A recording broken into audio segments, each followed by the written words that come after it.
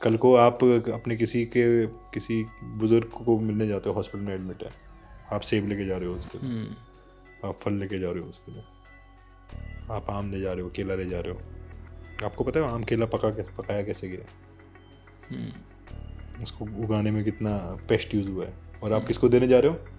जो आपका कोई है बेचारा जो हॉस्पिटल में एडमिट है, उसको आप क्या दे रहे हो?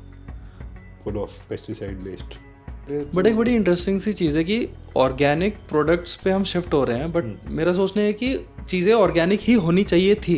हाँ, ये इसलिए आया है क्योंकि मिलावट शुरू हो गई है। I can not name any organisation, neither I am naming any organisation.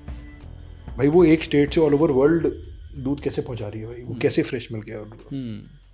मेरे को नहीं पता मैं किस तरह से पूछूं, बट क्या इसमें प्रॉफिट कितना है, पैसा है इस फील्ड में? आज के पॉडकास्ट में हमने सच के बारे में बात करी है। जो खाना हम रोज़ खाते हैं, जो दूध हम पीते हैं, क्या वो सच में प्योर है या उसमें कुछ मिलावट है? आज के हमारे गेस्ट हैं अविनाश अहलावत, जो हक से अपने आप को एक किसान कहते हैं। वो एक MBA हैं और कोई भी अच्छी खासी कॉर्पोरेट जॉब कर सकते थे, लेकिन उसके बजाय उन्होंने एग्रीकल्चर में अपना करियर शुरू किया। यहाँ तक कि अपने करियर के स्टार्ट में उन्होंने लोगों के घर जा जा के दूध बेचा। और आज उनका एक स्टार्टअप है जिसका नाम है दी ऑर्गेनिक ट्री, जहाँ पे वो लोगों को ऑर्गेनिक प्रोडक्ट्स प्रोवाइड करते हैं। आज के पॉडकास्ट में हमने एक लाइव टेस्ट भी किया, जिससे एक टेस्टिंग किट के ज़रिए आप पता लगा सकते हैं कि आपके घर जो दूध आता है वो प्योर है या उसमें कुछ मिलावट हो रखी है। तो इस पॉडकास्ट में हमारे साथ बने रहिएगा, क्योंकि आपको कई सारी चीज़ों के बारे में पता लगेगा। मैं हूं आपका होस्ट अक्षय तोपवाल और आप देख रहे हैं द स्मॉल टाउन शो।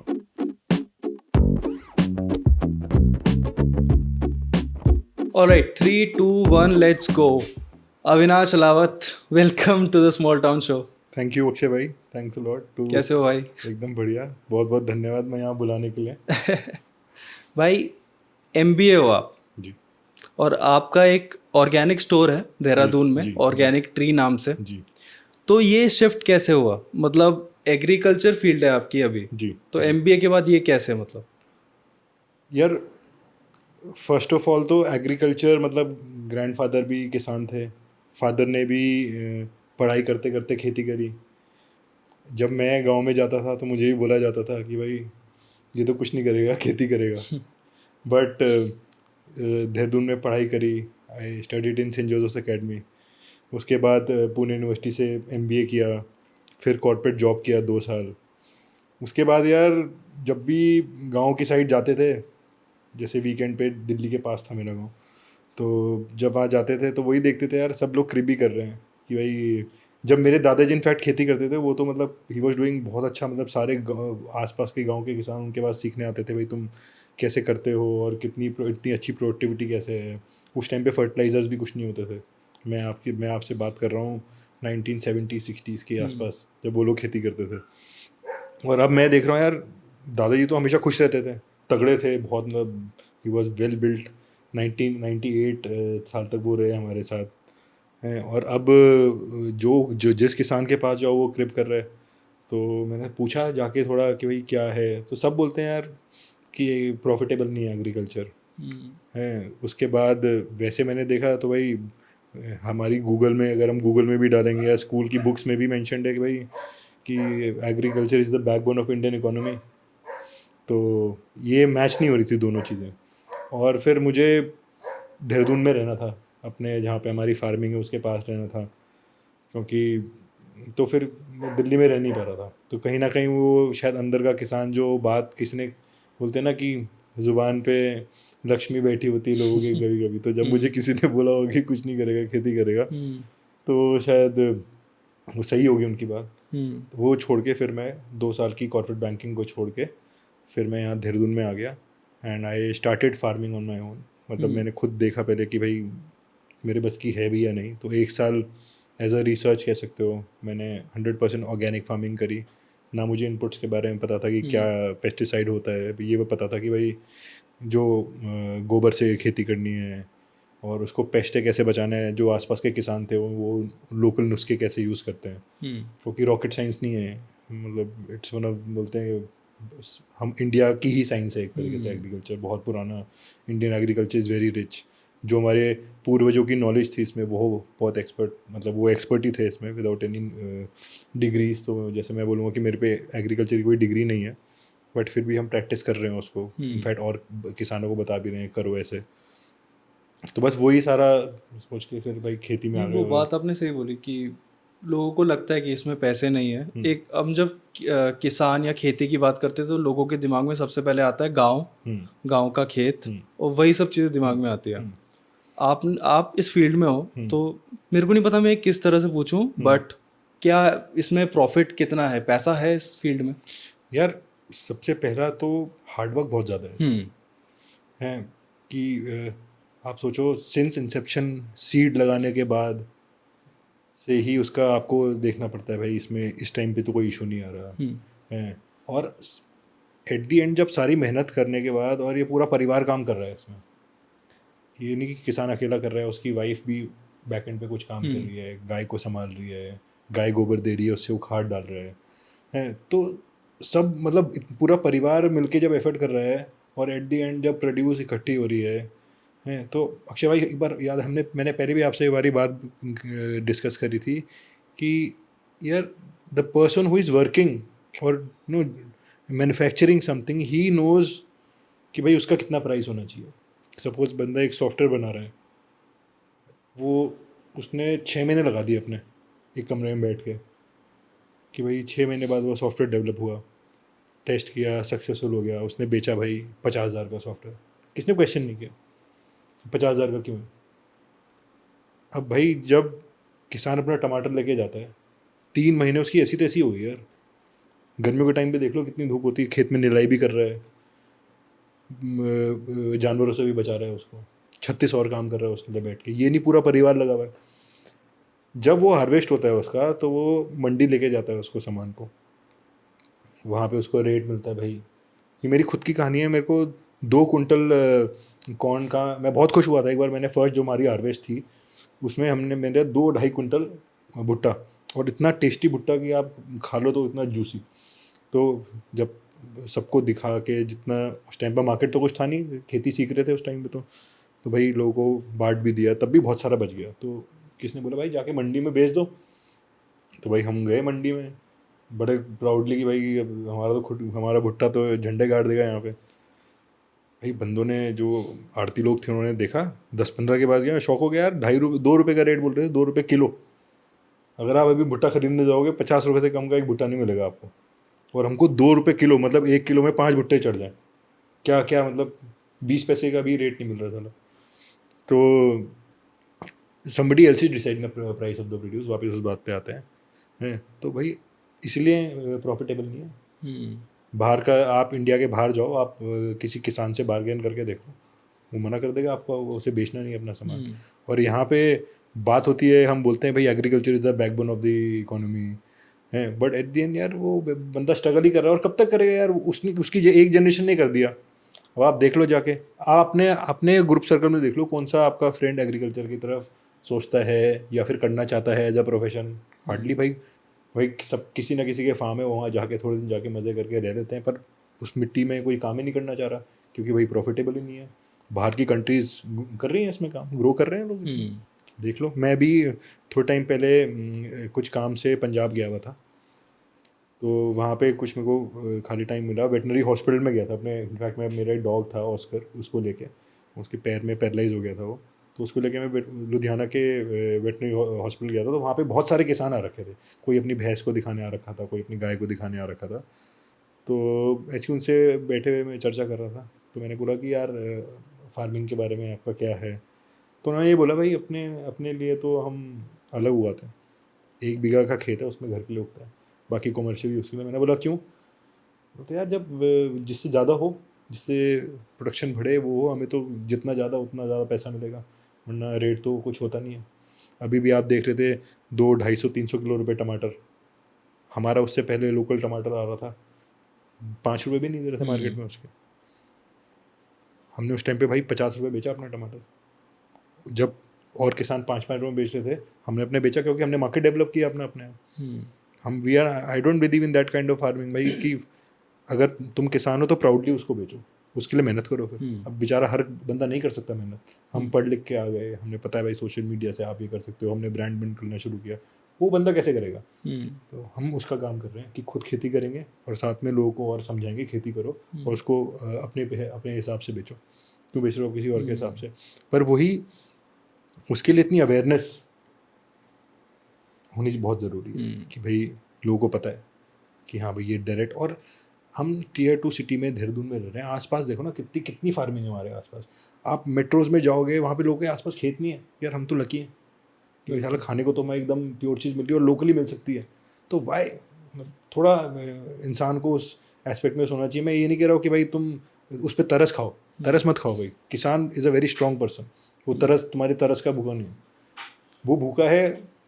आप कभी किसी किसान के पास जाना, उसके टमाटर या कुछ भी सब्जी लगी हुई है, उसे तोड़ के वहाँ खाना और उसको बोलना भाई साहब एक 10-15 खीरे के तो पैसे भी नहीं लेगा आपसे वो।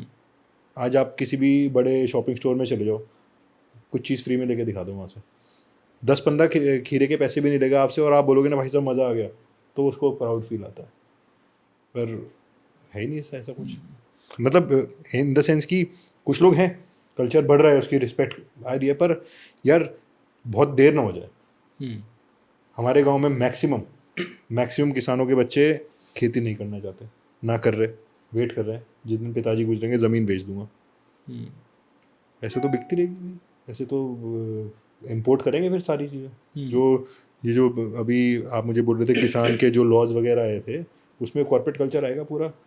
अगर कॉर्पोरेट को जीरा चाहिए तो जीरा ही उगेगा, चाहे वो लैंड जीरे के लिए फर्टाइल है या नहीं है, वो आएगा उसमें। आप मुझे प्रोसेस बता सकते हैं कि मान लीजिए आपकी ज़मीन है, आपने वहाँ पे खेती करी, आप वहाँ सब्जियाँ उगा रहे हैं, तो वो सब्जियाँ डायरेक्ट आप कंज्यूमर को बेच सकते हैं कि आप किसी गवर्नमेंट मंडी में जाते हैं? वो प्रोसेस क्या रहता है बेचने का? यार गवर्नमेंट मंडी में तो एक बार ट्राई कर लिया था, जो मैंने आपको 2.5 रुपये किलो वाली बात बताई थी, तो उसके बाद से तो गवर्नमेंट मंडी में हम कभी नहीं गए।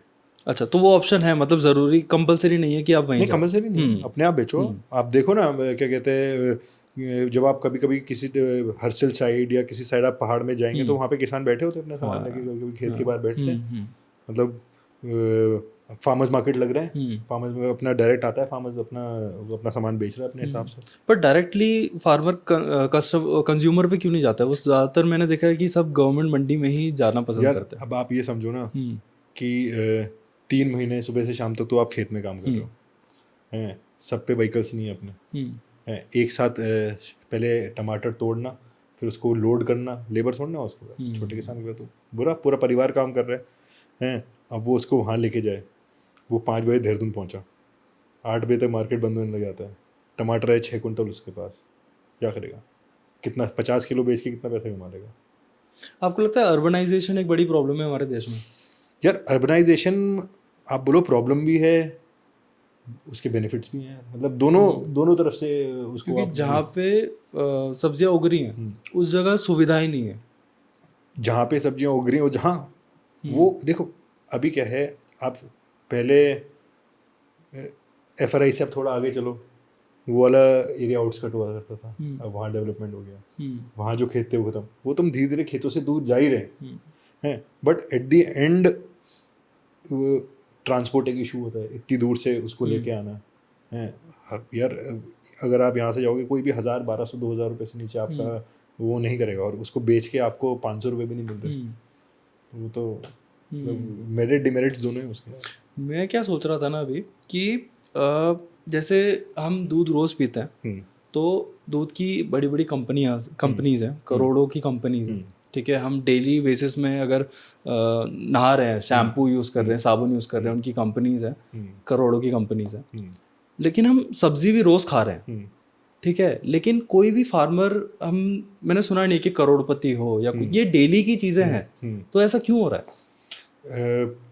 अभी आपने बोला कि कोई ऐसे फार्मर्स हैं, साउथ में भी हैं, बॉम्बे साइड, महाराष्ट्र साइड भी हैं, जो करोड़पति हैं, जो अपनी हार्वेस्ट से करोड़ों कमा रहे हैं, तो और वो सारे यंग जनरेशन है, वो सारा जो नया स्टार्टअप जो एग्री फील्ड में लोग अब काम कर रहे हैं, वो लोग हैं। बट वही है, यहाँ पे जो मॉडल बना हुआ है ना, वो वही है, उगाओ क्विंटल्स ताकि क्वांटिटी ज़्यादा हो, मंडी में ले जाओ, वो बंदा डिसाइड करेगा प्राइस और बेच दो। ये पुराने कल्चर, और ना यार किसान को ये समझाना ना, क्योंकि यार वो तुमसे ज़्यादा 20 साल से खेती कर रहे हैं, वो बोले यार ये आ गया मास्टर मेरे को बताने की क्या करना है, उसको एक बिलीव दिलाना ना, वो ट्रस्ट बेसिस पे काम करता है। तो you have to make that trust. तो गवर्नमेंट मंडी में अपनी सब्जी ले जाना एक वो डिपेंडेंसी बन गई है। हाँ, अब बहुत सारे लोगों ने काम किया कि उन्होंने FPOs बनाए हैं, वेजिटेबल को प्रोसेस करना शुरू कर दिया है, प्रीमियम 20-25-50% हम देते हैं अपने फार्मर्स को, 25 से 40% प्रीमियम देते हैं अपने फार्मर्स को। दो आप ट्रांसपोर्ट भी हैंडल इशू करते हैं, पेमेंट भी उनको पहले करते हैं कि भैया आप पैसे लो, आप करो, आप तभी वो हमारे पास आके जुड़ रहे हैं। ऐसे कोई किसान नहीं जुड़ेगा। एट दी एंड अक्षय भाई, एट दी एंड अगर आप घर में ना 2 रोटी के पैसे लेके जा रहे हो ना, तो तुम किसान के घर में क्या होता है, आज फसल टूटी, 3-4 महीने उन्होंने काम करके आज फसल टूटी, तो बीवी बच्चे, वो एक त्यौहार होता है उस दिन, जैसे हमारे बैसाखी के त्यौहार हार्वेस्टिंग का वो होता है, पूरा है, पूरा परिवार ये सोचता है कि भाई बिटिया सोचेगी आज भाई आज पापा टॉफ़ी लेके आएंगे, आज तो सब्जी टूट गई, मंडी पहुंच गई सब्जी, आज पैसे आएंगे। वो बेचारा जब वहाँ जाता है, वो बोलते हैं, उसे बोलते हैं भाई ले भाई 5 रुपये किलो देना है दे, वरना निकल यहाँ से, वरना बोलते हैं भाई जो अपने ले जा वापस। अब वो सोचता है भाई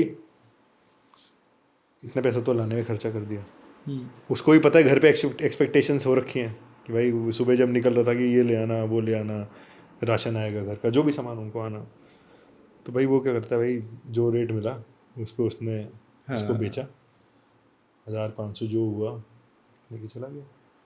क्या करें, एक रिस्क लेने वाली बात। हाँ, तो जा रहा बेच रहा है भाई सस्ते सामान, कोई ऑप्शन नहीं है उसके पास। अब उसके पास ऑप्शन है, द ऑर्गेनिक ट्री का ऑप्शन है। बिल्कुल बिल्कुल। हम लोग आप अपने आपके जो फार्मर्स हैं, आप क्या बोलते हैं उनको, वो आपके पास क्यों काम कर रहे हैं? यार वो हमारे पास काम नहीं कर रहे, हम उनके साथ काम कर रहे हैं। I am into agri business, मतलब कि मैं, और लकीली मैं खुद खेती भी करता हूँ, हम खुद फार्मिंग भी करते हैं, तो हम इसकी हार्डशिप को एक्चुअली समझ पाए कि भाई जो दुख दर्द मेरा है वही दुख दर्द पड़ोस वाले का भी है। पड़ोस वाला अगर समझ रहा है कि भाई कि हाँ, जब उसे दिखता है ना कि यार हाँ अविनाश ने 50 रुपये बेच दिया और मेरा 5 रुपये बिक रहा है अभी, तो फिर वो पूछता है भाई क्या तूने क्या किया, कैसे किया, तो हम उसको बोलते हैं भाई ऐसे कर रहे हैं हम, तो तुझे पार्ट लेना है तो आ हमारे साथ बैठ खड़ा हो। आप उनको प्रॉफिट दिखा रहे हैं? हाँ, बता रहे हैं भाई हम। यार बहुत सारे लोग हमारे तो कस्टमर जो हैं वो आते हैं खेत पे, उसके सामने आते देखते हैं, तोड़ते सब्जियां देते हैं भाई 50-50 रुपये किलो खेत से तोड़ के दे लें, तो वो समझते हैं ऐसे। फिर इतना बड़ा फार्मर ग्रुप नहीं है हमारे पास, पर जितना है गुड। कितने फार्मर्स है आपके पास? अभी हम ऑलमोस्ट अराउंड 100 फार्मर्स के साथ काम कर रहे हैं ऑल ओवर देहरादून, उत्तराखंड। काफ़ी हैं, काफ़ी फार्मर्स हैं, और उत्तराखंड में नहीं, नॉर्थ ईस्ट में भी कर रहे हैं। किसी का राइस, ब्लैक राइस कोई कर रहे हैं, कोई ऊपर पहाड़ों के काफ़ी किसान जुड़े हुए हैं हमारे साथ जो रेड राइस का प्लांटेशन करते हैं, लोकल पल्सेस का प्लांटेशन करते हैं।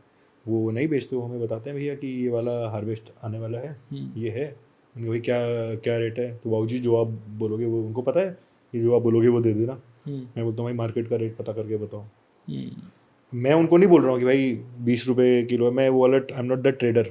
उनको बोल रहा भाई 20 रुपये, पूछता भाई तुम्हारा क्या, तुमने मार्केट में क्या रेट चल रहा है, तुम क्या बेचना चाहते हो, जो आप बेचोगे हम उस पर खरीदेंगे, ट्रांसपोर्ट का हम टेक केयर करेंगे। हम उनसे बोलते हैं भाई एट दी एंड अपने एंड पे बस केवल क्वालिटी को तुम वो रखो, अगर क्वालिटी थोड़ी वो भी है तो उसको असॉर्ट करो, उसको ग्रेड्स में डिवाइड करो।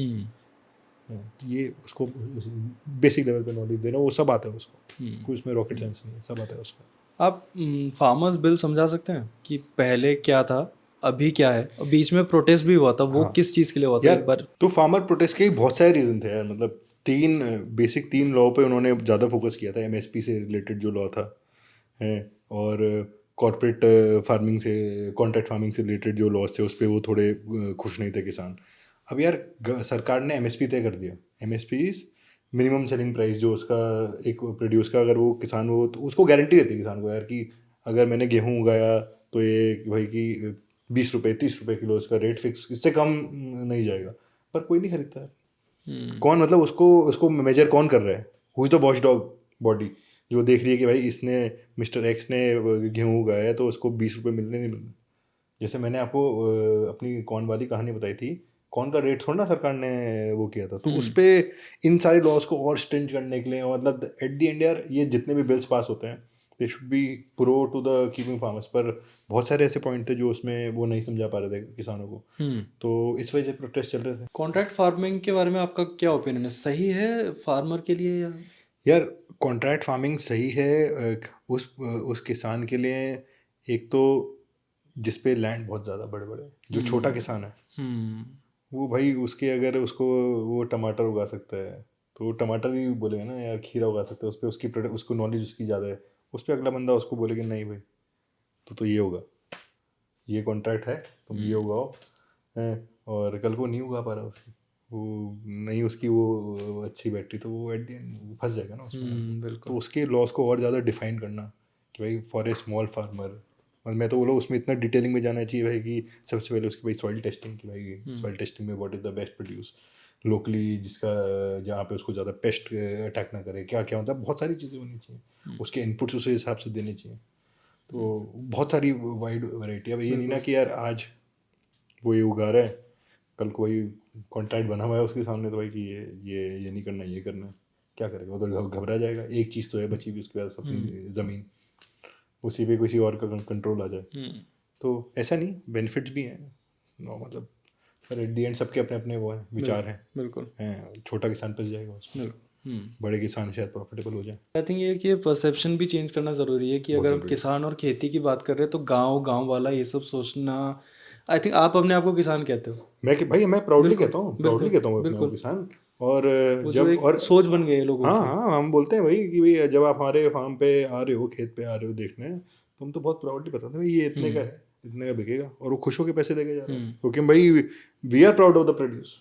भाई हमें नहीं है तो भाई अब हम उसको अपने तरीके से करेंगे, कैसे करना है। क्योंकि लोग इसको ना एज अ करियर नहीं देखते हैं, लोग इसको देखते हैं कि इस देश के इस रीजन के लोग ये लोग काम कर रहे हैं, इस पार्ट के लोग ये लोग ये काम कर रहे हैं। भाई बोलते तो हैं कि भाई ये कुछ नहीं करेगा खेती करेगा, मतलब व्हाट इज दिस यार। यार ये कोई तुम साला उसको बैकबोन फिर से बोल रहे हो, बैकबोन है ये है, और भाई कि कुछ नहीं करेगा यार, तुम करके देखो जरा।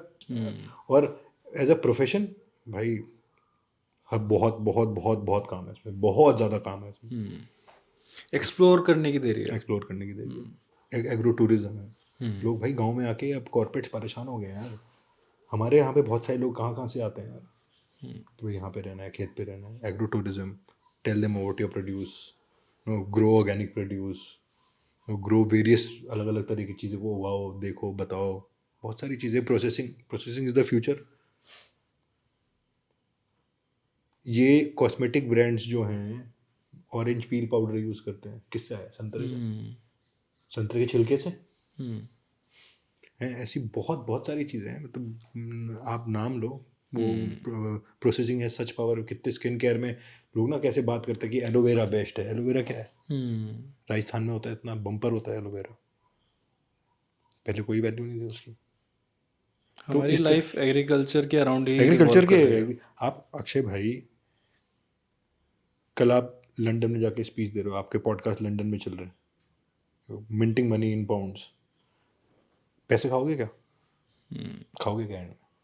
खाओगे तो वही ह्यूमन है। जैसे गाड़ियों का फ्यूल है पेट्रोल डीजल, वो खत्म हो गया तो इलेक्ट्रिक आ गया। आपके पास कोई ऑप्शन है? आपके इलेक्ट्रिक खा पाओगे? बताओ, नहीं खा पाओगे यार। खाना आपको पीना, आपको दूध ही है, खानी आपको सब्जियां ही हैं, और वो सब्जियां प्यार से और बिना पेस्टिसाइड्स के उगी हुई तो ज़्यादा बेटर है। कल को आप अपने किसी बुजुर्ग को मिलने जाते हो, हॉस्पिटल में एडमिट है, आप सेब लेके जा रहे हो उसके लिए, आप फल लेके जा रहे हो उसके लिए, आप आम ले जा रहे हो, केला ले जा रहे हो, आपको पता है आम केला पकाया कैसे गया, उसको उगाने में कितना पेस्ट यूज़ हुआ है, और आप किसको देने जा रहे हो? जो आपका कोई है बेचारा जो हॉस्पिटल में एडमिट है, उसको आप क्या दे रहे हो? Full of pesticide waste. उसके अगेंस्ट हम कर रहे हैं। बड़ी कमाल की बात है कि एग्रीकल्चर के अराउंड हमारी लाइफ रिवॉल्व करती है, और यही सबसे ज़्यादा डिसरिस्पेक्टफुल एक प्रोफेशन है। आप देखो ना, आप कभी घर की बात बताते हैं, आप बताओ आपने कभी लेवाइस के शोरूम में जाके बहस करी उनसे डिस्काउंट दे दो? बताओ मेरे को। बिल्कुल। आप 3,000 4,000 की शर्ट खरीद के आ रहे हो, ब्रांड्स को क्वेश्चन नहीं करते। क्वेश्चन नहीं करते आप सुपर मार्केट में जाके बोलो भाई किसी को डिस्काउंट दे, इसमें बाहर का रास्ता दिखा देगा आपको। यही चीज़ जब हम सब्जी खरीदने जाते हैं, हम्म 5-5 रुपए, 2-2 रुपए यार, हद है यार। मतलब इंडिया में जो चीज़ बाहर दिख रही है ना यार, ये घड़ी के लोग 2.5 मतलब 5-5 25-25 करोड़ों रुपए दे रहे हैं घड़ी के, चश्मे के बिल्कुल। हैं, और जो चीज़ अंदर जा रही है उस पर भाई ये सस्ती होनी चाहिए। और अंदर जाके भाई तुम्हारे ही भले, मतलब सोच नहीं रहे लोग यार, Yeah.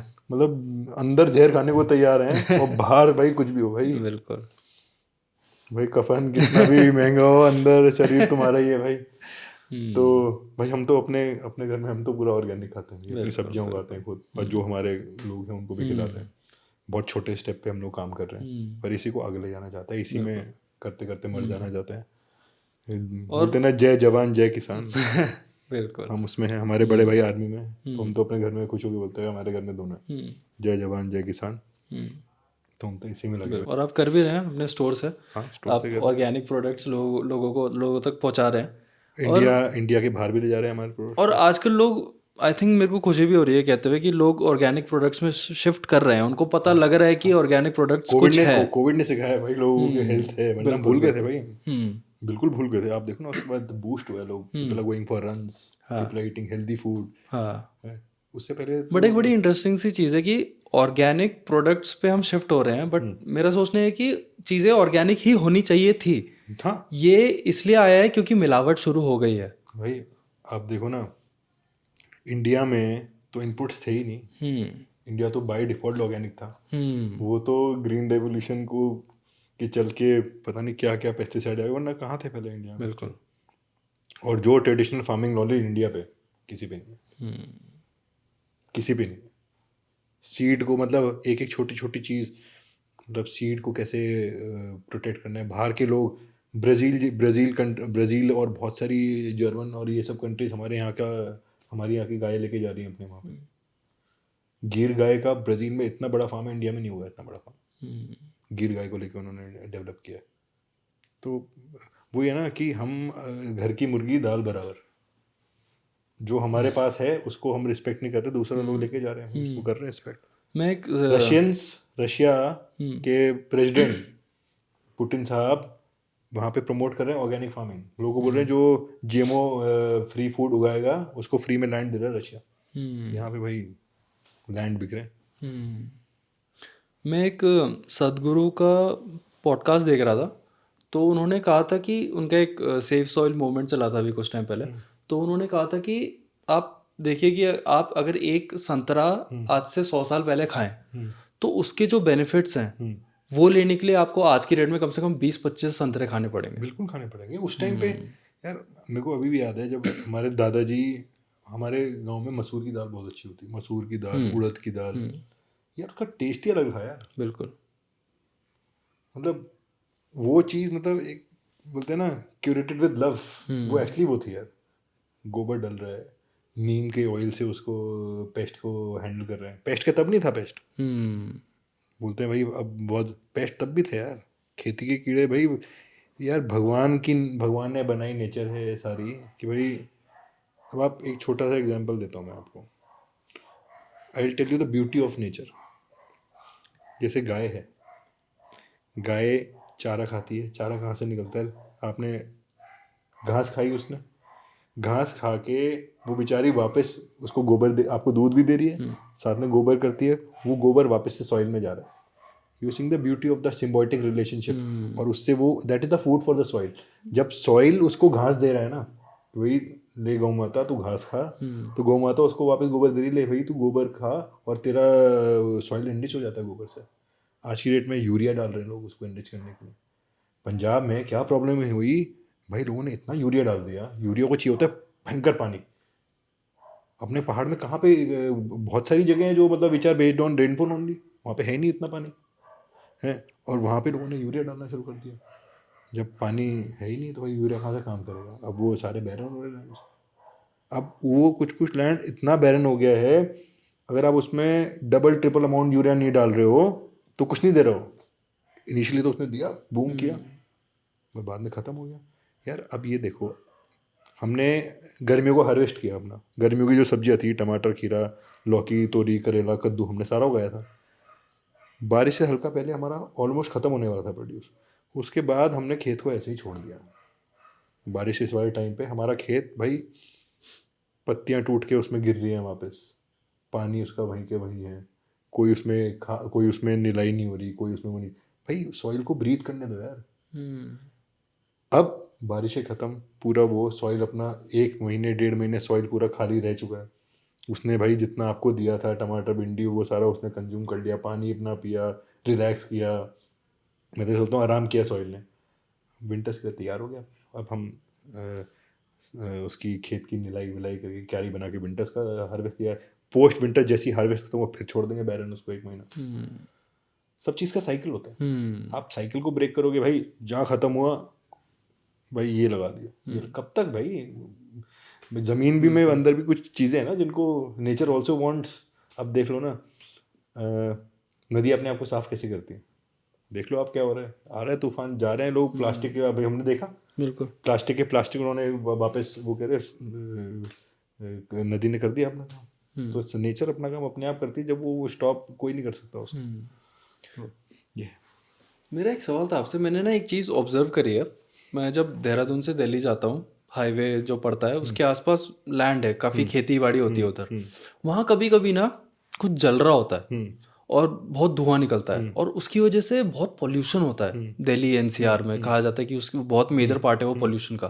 वो क्या है, वो आप समझा सकते हैं शायद? जब ना किसी भी फसल की कटाई होती है, पुराली बोलते हैं उसको। जैसे ये सारी बेल्ट है, ये है गन्ने की बेल्ट है। तो गन्ना जब कट गया उसके बाद ना उसकी जो छोटे छोटे गंठे बचे होते हैं, तो नए प्रोडक्शन में जाने के लिए लोग उसको ना जल्दी के कारण उसको जला देते हैं। और वो फिर स्मॉग बन के अब यार एरियल डिस्टेंस कितना है। मेरठ वगैरह जो बेल्ट है एग्रीकल्चर, उसका एरियल डिस्टेंस, रोड डिस्टेंस तो चलो है 50 किलोमीटर, एरियल डिस्टेंस तो कुछ भी नहीं है दिल्ली में। हवा तो वहाँ की वहीं बह रही है, उत्तराखंड से हवा बह रही है, दिल्ली जा रही है। तो वो उसको पुराली कहते हैं, वो फार्मर जला देते हैं अपना काम बचाने के लिए। और मैं बताऊँ इन्फॉर्मेटिव, अगर हम असली में उनको समझाए ना, अगर वो उस क्रॉप को वापस से उसमें डाल देगी ना, तो वो उसकी फर्टिलिटी इंक्रीज करता है। रादर देन बर्निंग ना, उसको वहीं उसको छोड़ के निकाल के छोड़ दो, और वो उसमें कंपोस्टिंग, उसमें भी आप कंपोस्टिंग कर सकते हो। अच्छा, ऐसे भी है, कुछ लोग करते भी हैं, कुछ लोग नहीं कर रहे। क्योंकि वो ये ना यार, किसान एट दिन के वो, अब भाई दुनिया रूथलेस हो रही तो वो क्यों ना हो भाई। दुनिया उसको उसकी वो भी चाह रहा है भाई मेरा काम बचे, मेरे को नहीं पड़ी उगाने के लिए, मैं तो इसलिए उगा रहा हूँ कि भाई और कुछ आता नहीं है मेरे को, अभी बच्चे मेरे खेती में आएंगे। तो एक प्रेशर में आके भी वो हाँ, चीज़ वो करता है। ही दे आर बिकमिंग। प्लस आपने एक सॉल्यूशन भी बताया, उसका अवेयरनेस नहीं है। हाँ, अवेयरनेस भाई, अगर तुम अवेयरनेस देना भी चाह रहे हो ना, तो तुम्हें बोलेगा भाई कि मेरे को क्या फायदा है इसमें। बोलते ना हर बात में इसका क्या फायदा होगा, वो बोलेगा इसका क्या फायदा होगा। भाई एट द एंड यार, इस चीज़ को ना बहुत सीरियसली हमें बहुत रूट लेवल पे उनको समझा के और उनको प्रूव करा के भाई कि अगर तुम इसकी दोगे तो इसकी वैल्यू है। I think education is the solution. Education of the consumer more at the higher side. आप देखो ना, ये कल्चर है, कभी यार खड़े हो जाओ ठेली पे, शाम को जाके खड़े हो जाना, जो सब्जियां बेच रहा है कितनी बार्गेनिंग हैंडल कर रहा है वो बंदा। और किसान तो उससे भी ज़्यादा देखता है। तो यार वो ख़त्म होना चाहिए। सबसे पहले जो मतलब एमएसपी है उसको एक्चुअली में वैसे फॉलो होना चाहिए भाई कि he is the person, Avinash Ahlawat is the person who will decide the price of his produce. Mr. Khanduri is the person who will decide the price of this produce. Mr. Joshi is the person who will decide the, उसको बोलते हैं ऐसे नहीं है ये जोशी फेंक के जाए इसको, ये जो खंडूरी जी फेंक के जाओ उसको डिसाइड करने दो। पॉडकास्ट करने से पहले आपने मुझे इंसिस्ट किया था कि आपको मिल्क के बारे में, मिल्क मैन के बारे में बात करनी ही करनी है। तो प्लीज़ मैं आपको ये प्लेटफॉर्म दे रहा हूँ, आप बताइए आप क्या बात करना चाहते हैं इसके बारे में। यार मैं इसमें, क्योंकि देखो इस काम में मैं खुद भी हूँ। बिल्कुल, और आप एक मिल्कमैन रह चुके हो पहले। मैं मिल्कमैन रह चुका हूँ। अब आप ये समझो कि यार मिल्कमैन की दूध वाला, उसको दूध वाले की एक ना बहुत एक पुरानी इमेज बन गई है भाई कि पानी मिला रहा है। यार ये बात किसी ने रियलाइज़ नहीं करी। मतलब अब मैं एमबीए करके, मतलब बहुत बड़ी मैंने तोप नहीं मार ली, एमबीए करके कॉर्पोरेट जॉब छोड़ के मैं इस काम में आया। तो मैंने मिल्क से स्टार्ट करी थी, मिल्क और वेजिटेबल से स्टार्ट किया था। तो मैं लोगों के घर 1-2 लीटर दूध बांटता था जाके। मतलब मैं 30 किलोमीटर 5-5-6-6 लीटर दूध लेके जाता था और बांटता था अपने उससे और वाह। इसमें तो कई बार तो मतलब मेरी मम्मी तो एकदम शौक में आ गई थी उस टाइम पे, जब उनको लगा भाई कॉर्पोरेट जॉब लग गई है लड़के की, 8-9 लाख का पैकेज लग गया है, अब तो उसकी शादी के लिए लड़कियां ढूंढनी शुरू कर देते हैं हम। पर उनको पता लगा ये तो भाई, उनके वो फ्रेंड बोलते हैं कि ये तो दूध बेच रहा है, दूधिया बन गया है। तो बेचारी परेशान, तो मैंने उनको समझाया, मैंने कहा यार मम्मी हम मतलब एक अलग होता है कुछ है। तो उस तरीके से फिर हमने सोचा भाई कि इसको और हाइजीनिकली कैसे कर सकते हैं। दूध को हमने ग्लास की बोतल में पैक करना शुरू किया, जिसका बहुत अच्छा फीडबैक मिला लोगों से। वही घर आज की डेट में एक दो दो घर जो थे, वो आज की डेट में 400 घर हैं। एक से एक अधिकारी, एक से एक डॉक्टर्स, लॉयर्स हमारे कस्टमर हैं। वो हमने बनाए धीरे धीरे, उनको बता के भाई कि इस तरीके से हम काम कर रहे हैं। इनफैक्ट आप मानोगे नहीं, मैं अपनी जो मेरी अभी वाइफ है उनको जब मैं डेट कर रहा था, जी।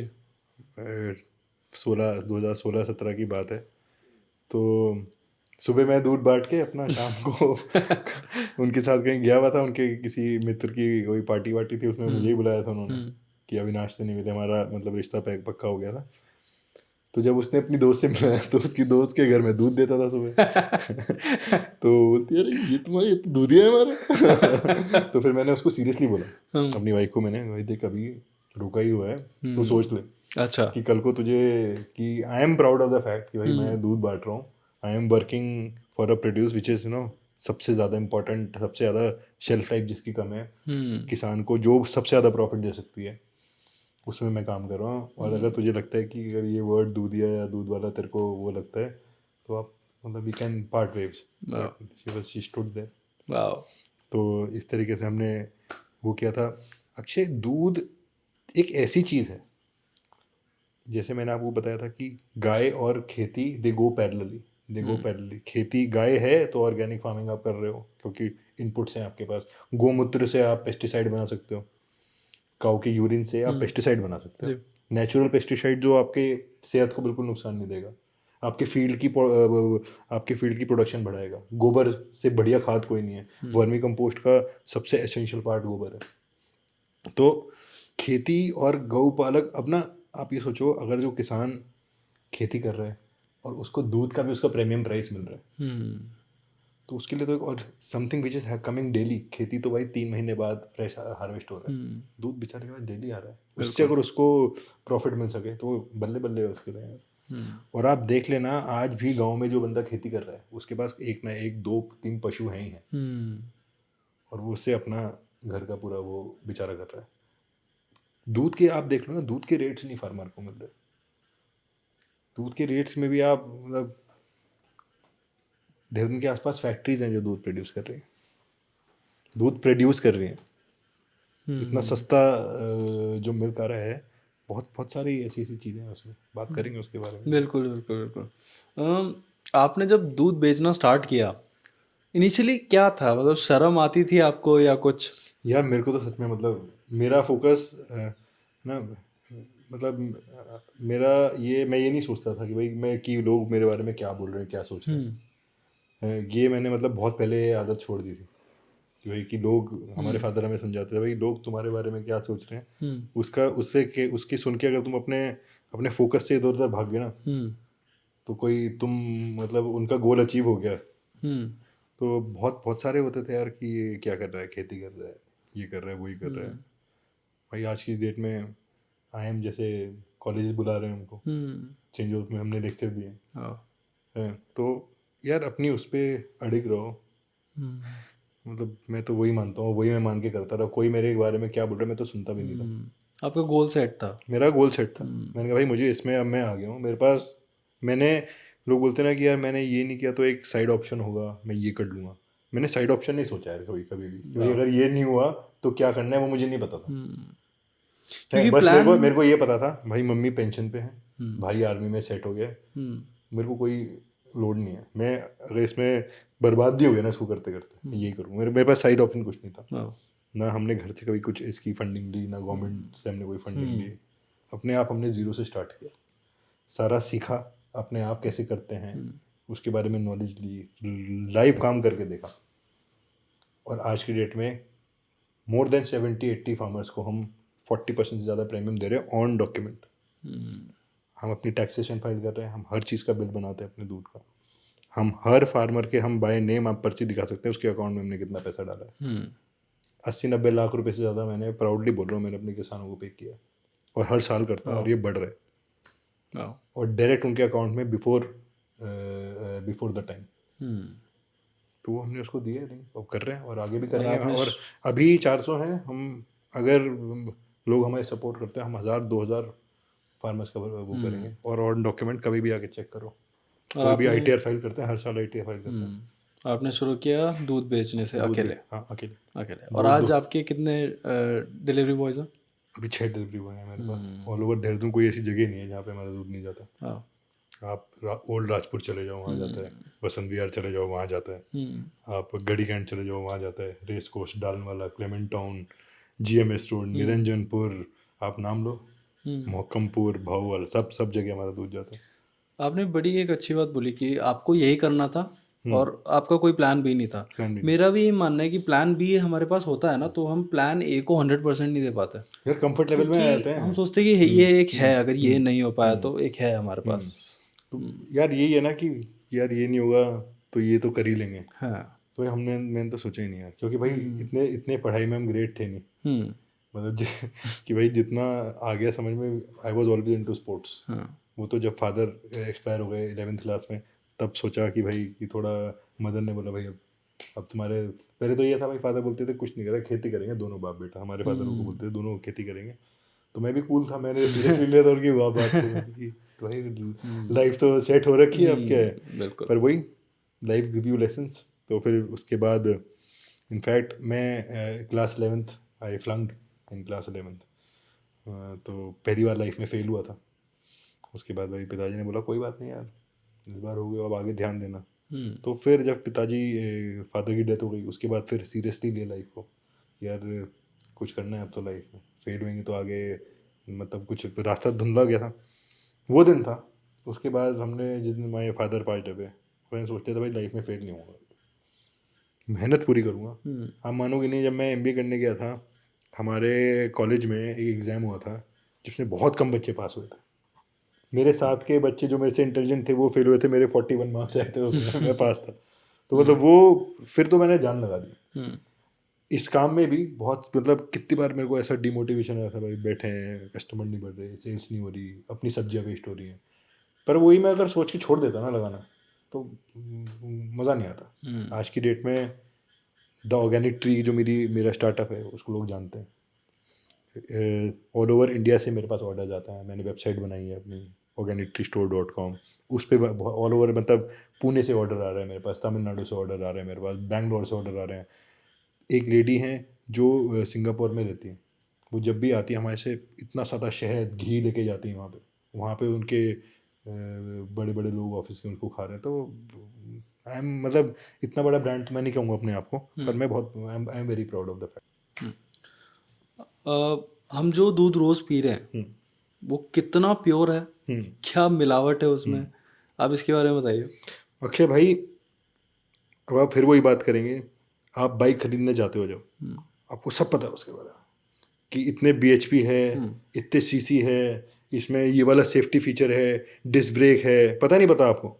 सब पता है आपको।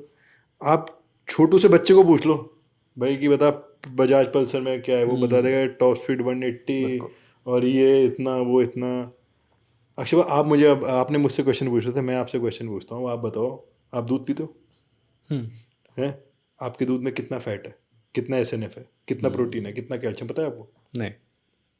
नहीं पता होना चाहिए, जो चीज़ आप रोज पी रहे हो। बिल्कुल भाई क्यों बोला जाता है गाय का दूध बच्चों को पिलाना चाहिए, बड़े लोगों को क्यों बोलते हैं गाय का दूध पिलाना चाहिए?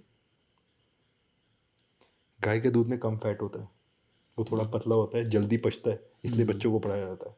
अगर आप ज़्यादा फैट वाला दूध बच्चों को पिलाओगे तो उसका ये मोटा होगा, गाय के दूध से उसका ये ब्रेन डेवलप होता है। माएँ अपने बच्चों को, अब मैं बोलता हूँ कि भाई फ्रेश मिल्क पिलाना चाहिए, क्यों पिलाना चाहिए भाई? पैस्चराइज मिल्क जो पुराना 1 हफ्ते से मैन्युफैक्चर्ड मिल्क है, नहीं पिलाना चाहिए बच्चों को यार। भले ही वो 2-3 रुपये सस्ता है, पर यार अगर आप अपने बच्चे, और तुम्हारे पे ऑप्शन है भाई, तुम आसपास, तुम टियर, हम देहरादून में रह रहे हैं, हमारे पास खेती हो रही है, हमारे आसपास गाय हैं लोगों के पास, तो भाई आप लोकल अपना लोकल मिल्क पियो यार। क्यों आप उस कैटेगरी में जा रहे हो कि यार मतलब प्रोसेस्ड, होमोजेनाइज, पैस्चराइज और 3 मंथ शेल्फ लाइफ, क्यों भाई क्यों? क्या चीज़ें मिली होती है मिल्क में? भाई बहुत बहुत ऐसे प्रिजर्वेटिव्स होते हैं और सोडाज होते हैं, बहुत सारी ऐसी चीज़ें हैं। आप मिल्क का पाउडर भी रहता है। पाउडर, मिल्क पाउडर, आप खुद बताओ organisations, I can not name any organisation, neither I am naming any organisation. भाई वो एक स्टेट से ऑल ओवर वर्ल्ड दूध कैसे पहुंचा रही है भाई, वो कैसे फ्रेश मिल्क है। बल्कि यार आपके पड़ोस में से आपको, मतलब देहरादून में मैं सहसपुर से अगर आपको दूध भेज रहा हूँ वहीं के किसानों का, जिसको प्रीमियम भी मिल रहा है यार, 2-3 रुपए प्रीमियम अगर वो किसान ना वो कर रहा है, तो एज पीपल फ्रॉम देहरादून ना, we should respect that part यार। और भाई तुम्हें एक्सचेंज में वो कुछ ऐसी चीज़ दे रहा है भाई, मतलब जो प्योर है, जो मतलब तुम्हारी बॉडी के लिए अच्छी है, बिल्कुल। तुम्हारे पे, तुम्हें लगता है ना तुम उस पर दूध खरीद के, दूध का एहसान तुम वो नहीं, तुम वो तुम्हारे पे एहसान कर रहा है कि वो अभी भी, तुम पाल के तो देखो एक बार गाय अपने पास। तो अविनाश, हम सब के लिए एक लाइव टेस्ट करने वाले हैं अभी। हमें मतलब हमारा दूध में मिलावट है नहीं है कैसे पता लगेगा? अविनाश के पास एक टेस्टिंग किट है। अविनाश ऑर्गेनिक ट्री का मिल्क हमारे पास लेके आए हैं और वो हमको दिखाएंगे कि हम मिल्क टेस्ट। यार ये भी मैं बताता हूँ मैंने क्यों किया, ठीक है। इसकी भी एक कहानी है यार। जैसे आपको नहीं पता कि भाई मेरे दूध में क्या क्या है, दूध में फैट होता है, SNF चीज़ बोलते हैं, सॉलिड नॉट फैट। ये बड़ी कंपनीज आपको नहीं बताएंगी कि, मतलब वो पैकेट पे लिख देंगे, आप वो नहीं देख, हम रोज सुबह आपको बताते हैं भाई कि आपके दूध में, हमने मशीन खरीदी भी है उसकी, कि भाई जो हमारे पास से दूध आ रहा है, it is as per the quality, as per the FSI। हमने FSI का सर्टिफिकेशन ले रखा है, उसमें हमारे ऑडिट होते हैं, उसमें विजिट होती है फूड डिपार्टमेंट की, and they are very happy. उन्होंने देखा भाई जिस तरह का प्रोडक्शन और काम हमारा है पूरे उत्तराखंड में, गाय को उतनी इज्जत कहीं कहीं नहीं मिल रही जहाँ पे हम दे रहे हैं। और इतने सारे एडिटिव्स हैं मिल्क में, आप रिपोर्ट्स पढ़ना, कितने percent samples, 80% of the milk adulterated पाया गया है, सैम्पलिंग उसमें कुछ ना कुछ वीक पाया गया है। तो अपने, अब कभी कभी क्या होता है कि यार हमारा दूध है ताज़ा दूध, वो गया थोड़ा, आजकल उमस बहुत ज़्यादा है, किसी का दूध फट गया, तो क्वेश्चन करता है क्या तुमने कुछ मिलाया तो नहीं इसमें। तो हम बताते हैं कि यार हम अपने कस्टमर्स को ना एक टेस्टिंग किट देते हैं, वो टेस्टिंग किट लोकली बनी हुई है, अच्छा, NABL अप्रूव्ड लैब से है। उसको हम ये बोलते हैं भाई आज मत टेस्ट करो जिस दिन हम तुम्हें टेस्टिंग किट दे रहे हैं, जिस दिन कभी तुम्हें लगे ना कि यार हमारा दूध सही नहीं आ रहा, उस दिन कहना। ये इसलिए मैं इतने कॉन्फिडेंस से बोल सकता हूँ, मैं मेरे सारे कस्टमर्स को देता हूँ, जो नया कस्टमर मेरा ऐड होता है उसको भी देता हूँ, भाई ये लो टेस्टिंग किट, अभी मत करना, कभी भी अपना वो कर लो। ये नहीं कह रहा मेरे से खरीदो, कभी तुम्हें वो मिलता है, क्योंकि एडल्ट्रेशन हो रही है, जितने लोग हैं सबको पता है एडल्ट्रेशन हो रही है। तो टेस्टिंग किट ले आते हैं, देखते हैं टेस्ट करके जब तक।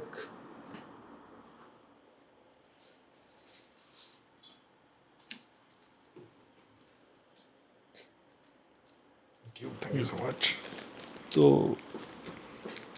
तो ये है ऑर्गेनिक ट्री का मिल्क, बड़ी अच्छी बोतल है, कांच की बोतल है सर जी। और ये है टेस्टिंग किट, ये एक टेस्टिंग किट है, एक बार दिखा दीजिए क्या। ये एक टेस्टिंग किट है।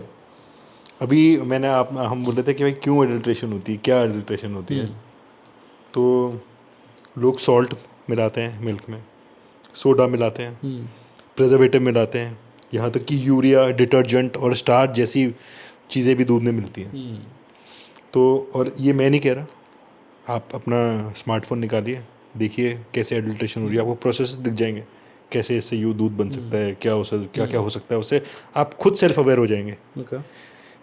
तो ये एक है हमारा मित्र, उसने टेस्टिंग किट बनाई है, NABL अप्रूव्ड।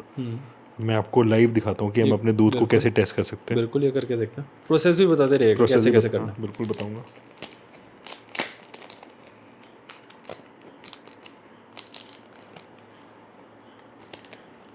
ये अलग अलग ना लिटमस टेस्ट हैं जिसमें कलर चेंज होएगा दूध का अगर उसमें कुछ अडल्ट्रेशन हुई। सपोज आप देख रहे हैं ना, जैसे ये अगर इसमें इस दूध में यूरिया होगा तो ये डार्क येलो हो जाएगा। ओके। अगर इसमें डिटर्जेंट होगा डार्क पिंक हो जाएगा, स्टार्च कोई एडेड होगा तो जैसे कलर, ये बहुत बेसिक है और इसमें आपको रिजल्ट भी विद इन सेकेंड मिल जाएगा। अच्छा, मतलब ये नहीं कि आपको कहीं पे टेस्टिंग के लिए भेजना दूध, आप तुरंत कर सकते हो उसको टेस्ट। ओके। तो ये द ऑर्गेनिक टी की मिल्क बॉटल है, इको फ्रेंडली कांच की बॉटल, इसमें दूध की गुणवत्ता बनी रहती है, पन्नी यूज़ नहीं हो रही, हम अपने शहर को गंदा नहीं कर रहे।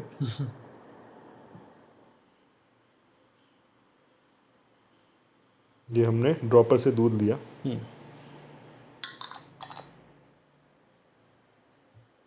हमने इस टेस्टिंग किट में बीच में एक ड्रॉप डाल दिया,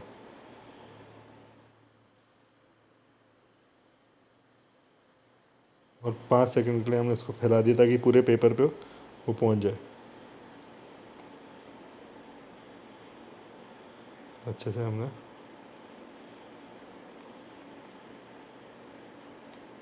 there is no colour change, that means there is no adulteration अंदर। अच्छा, अगर कलर चेंज होता अगर है ये तो मतलब डार्क पिंक हो जाता ना, हाँ। तो इसमें सोडा है।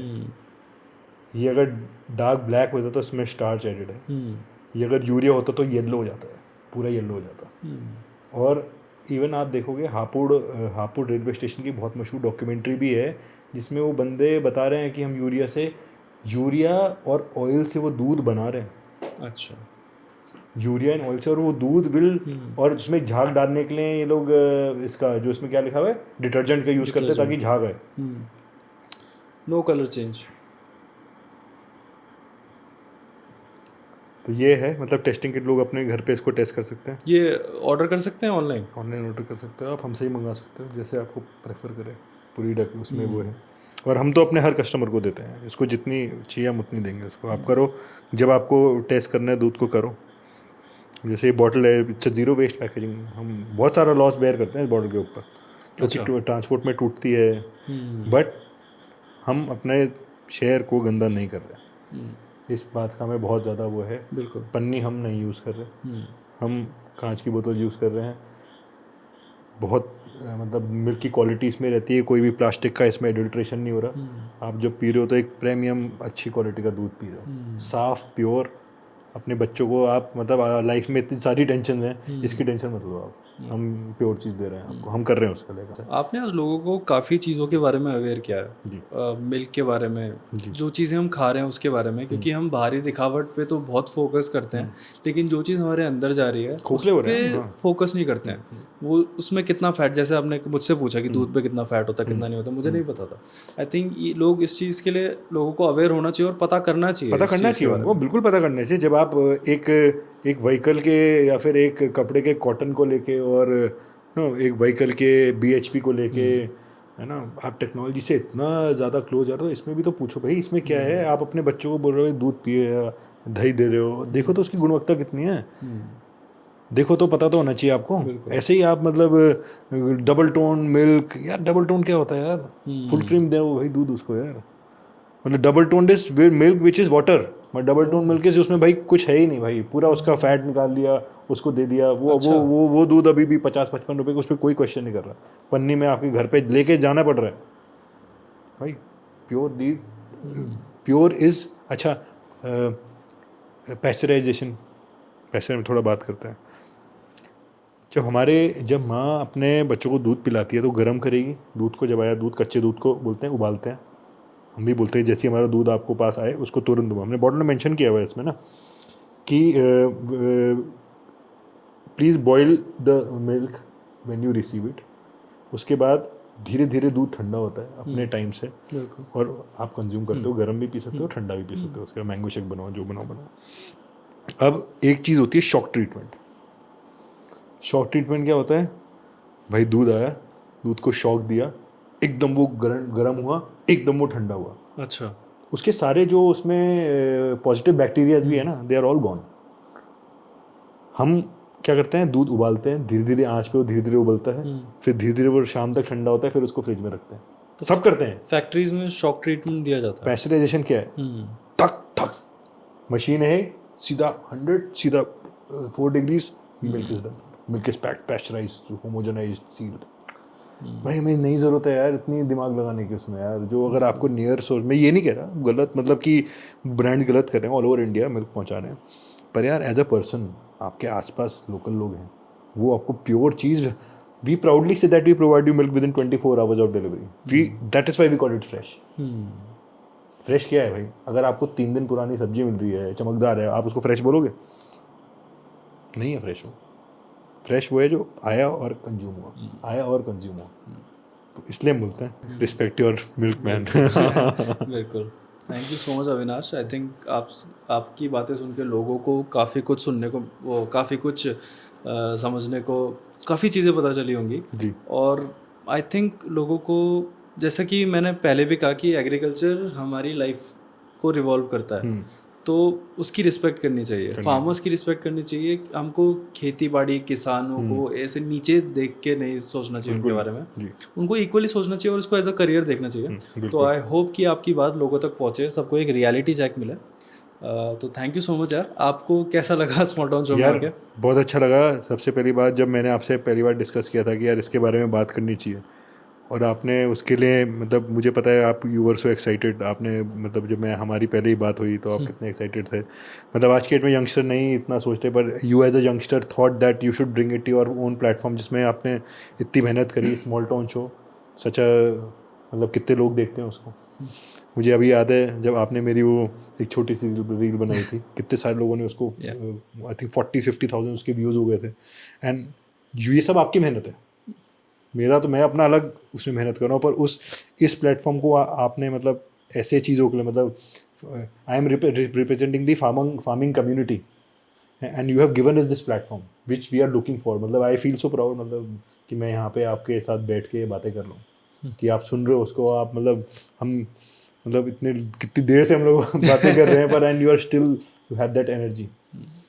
तो thank you for listening to me, मतलब thank you for bringing this thought out कि भाई, क्योंकि यंगस्टर्स आजकल इसको थोड़ा अवॉइड कर रहे हैं, इसको एज अ छोटा प्रोफेशन, पर आपने और प्रोफेशंस की तरह इसको इक्वली इंपॉर्टेंस दी।